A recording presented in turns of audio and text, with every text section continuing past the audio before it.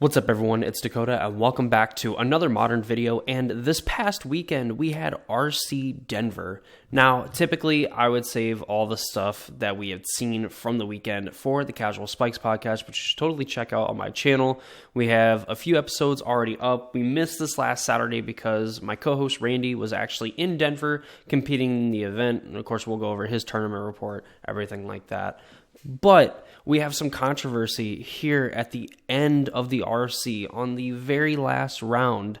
And as you can kind of see here, we have an illegal play that changed the outcome of RC Denver finals. And I'm going to put like a potentially because, you know, who really knows what could have happened, of course, when we try to change too many details and things like that. And we kind of do things off of like raw emotion. Things can kind of, get bad, honestly. So I'm here to kind of bring it to you and kind of give my thoughts and opinions on something like this. Of course, it sucks when mistakes happen and they don't get caught and they can affect the outcome of games. And it sounds like this outcome in particular did affect the outcome of the game. So we're going to get into that. We're going to kind of look at it and see and kind of give our thoughts. So before we get into that, of course, if you're not already subscribed to the channel and you want to see more videos like this, I do a lot of modern Pioneer content. I also do some longer form content that I think is a lot of fun to do. And if that interests you, please consider subscribing, ring notification bell so you know when those videos get posted. I have the link in the description down below to my Discord server. You feel free to join over there, as well as catching the Casual Spikes podcast that takes place every Saturday or most Saturdays, barring any scheduling conflicts, of course, just legal stuff. It doesn't really roll off the tongue like every Saturday, but I figure it's at least important to be transparent.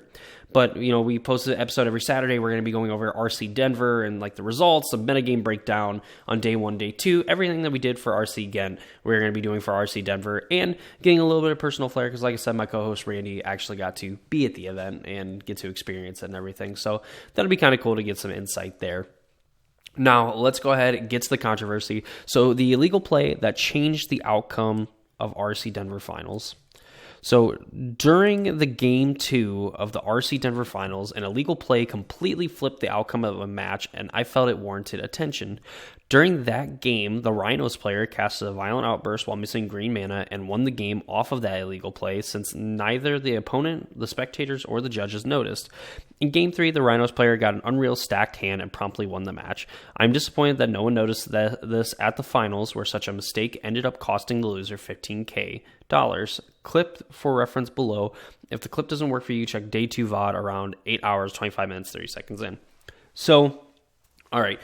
Here we already have kind of like I guess not even really an allegation. Like I watched the clip beforehand and it looks like the player doesn't have green mana to actually cast a violent outburst. And a lot of the other players have since then clipped it and everything since it's happened. It's kind of a shame. So like we can definitely make the inference that it probably affected game 2, like without watching any of it and just kind of seeing what happened.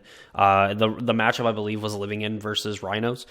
The outcome, like with that one Rhinos like resolving, chances are, if our opponent would have cast like a violent outburst or something like that and had like their own Living End, it could have made the play like irrelevant. But, I personally, for me, I don't think that something like this is, it's definitely egregious and you have to figure out like, what did the person mean to do it? And quite frankly, for a lot of people that are going to see this, I don't think, and I'm making a generalization. I would say like most people, and even myself included, have not played like 8-9 rounds of high-level Modern like day 1, had to play the same amount in day 2, and then of course, you're on edge. Really for most of day 2, because that's kind of be where you're gonna make your bread and butter. Your top 8, you qualify for the Pro Tour. That's actively what you're working for. So I'm sure between like the nerves, the mental exhaustion of even playing a deck like Rhinos with how interactive the deck is and how interactive it wants to be and all the different hate pieces you kind of have to play around being a Cascade deck. I'm sure just a combination of all these things have created like some kind of mental fatigue where, it probably been in the spot a million times, like always had green mana, what have you. And then just so happened that, played it, obviously the opponent didn't realize it, the judge didn't realize it, the spectators didn't really realize it until after the fact. And everything had already happened. And of course, game 3 had already happened. And it sounds like the Rhinos player just absolutely crushed the Living End deck. So while it is disappointing to see something like this happen, especially at a high-level tournament like the regional championship, where again, like players are playing for top 8, they're trying to play for, you know, all kinds of money. I believe like first place is like $30,000. Now, this is also not knowing if the players took a split or not. Because, I mean, if they split, then, you know, by the time you get to the finals, like, the person that ends up winning actually loses money, and the person in second place, I believe, maybe either loses a little bit or kind of, like, comes out even, something like that. However the split would actually go. I'm not actually confident on the math of how all the money in the top 8 would have been split. But in either case, you know, like, you make it to the finals, you're basically guaranteed a spot in the World Championship. You've already qualified for the Pro Tour now at this point. You know, while I think it sounds like I'm trying to minimize the blow of this, I mean, really, aside from maybe, you know, probably not even a little extra money. Like, if the players split, you're really just playing for a trophy at that point. You're playing to make the finals to make Worlds, and then the finals are playing for a trophy, and, like, that's kind of, like, incrementally what you get. And, you know, I think if that is how that scenario plays out, yeah, it sucks being the living in player and not winning the trophy, but you basically accomplished everything that you would have want to accomplish besides having the trophy that most competitive players would have wanted.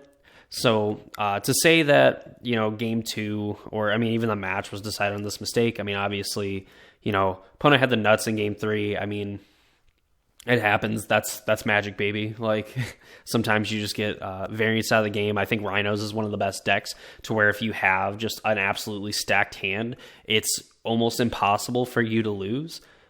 You know, but again, like, you could say that about a lot of decks, and there is a lot of draws from the Rhinos deck that some decks just can't handle at all. So, yeah, that's kind of like my thoughts on it. It's definitely a no-no. It's a boo-boo. Pretty bad, honestly. But I don't think, at least like not knowing this player, I've seen some of like the comments and stuff on like the thread saying that they knew the player and that they would not do it intentionally, you know, and kind of agreeing with the same fact that I said that, you know, it's been a long day of Magic. You've been playing a lot. You've been playing a lot of high-level Magic. Things have been going on. I mean, it's something that's going to happen. Players make mistakes all the time. You know, if we condemned every Magic player that like made a mistake and didn't play perfect, well, then we just wouldn't have Magic players. We'd all be bitching on Reddit about, you know, our friend cheated at, you know, round 2 of an FNM, like a 4-round FNM, because they played the Ragavan on turn 1 and they fetched out the wrong land. You know, like, that's something that we can like fix. We can catch in the moment, whatever. But stuff like this, I mean, you have judges there for a reason, and judges should definitely help responsible for stuff like that.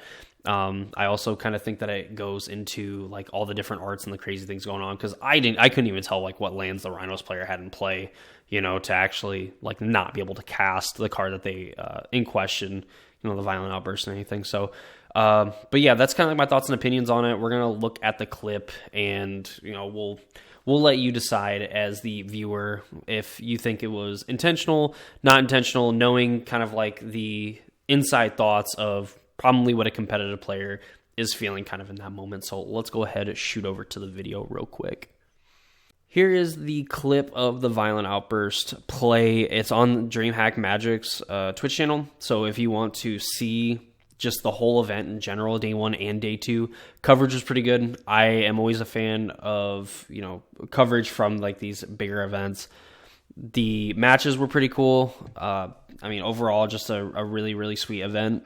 You know, I wish it kind of got more advertisement and things like that, but that's, you know, subject for another video. So here's the Violent Outburst play that is made. The person on our left is playing Living End. The person on our right is the Team Rhinos player. This is kind of like what we have going on. It looks like our Living End opponent, has cast a Grief, pitching a card, and it looks like the Rhinos player is responding back with a Subtlety, pitching a Lorien Revealed. So just kind of see the play go on. Like, we're deciding what's going to happen to this Grief. It's going to go right on top of the deck.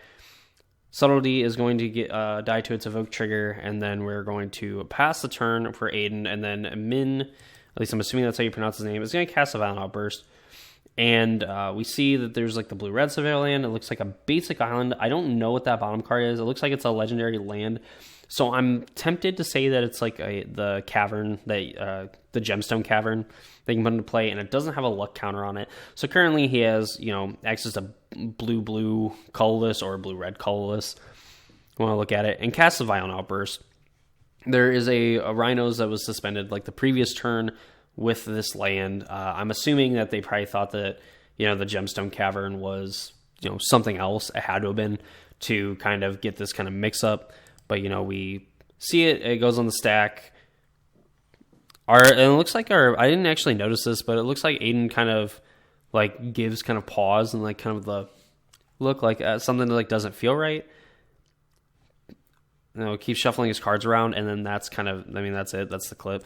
So, overall, a situation that kind of sucks to have happen, because I think, Min, our Team Rhinos player definitely, is obviously a good enough player to make it to the finals. That there's no question. And the fact that this one mistake happened and it happens on camera can totally just kind of ruin the credibility of some players, and could unfortunately take away the accomplishment of what he was able to accomplish at this event. So I would say kind of take allegations and stuff like this, if he was cheating, if he was not, like with a grain of salt. I think it's something that's worth pointing out that like this can happen. I think as the person like playing the deck, you just kind of have to like pay attention a little bit more and make sure that you can do what you need to do, even for those long days. Like, everyone's got to do it. Aiden did it. All the other players that made the top 8, had to do the same thing, and that's kind of like the battle of playing competitive Magic and playing at like this high of a level, is that you kind of have to be able to push through the fatigue that you may or may not be feeling in the event and, play your best Magic. So definitely, if I'm Aiden, I'm like paying attention a lot more. I'm probably being a little bit more skeptical.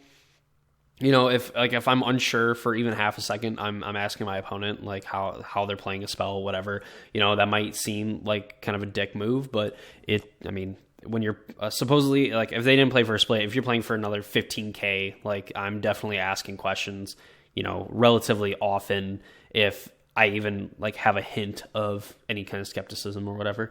And for Min, just paying attention a little bit more, but overall, I don't think that this was necessarily unintentional.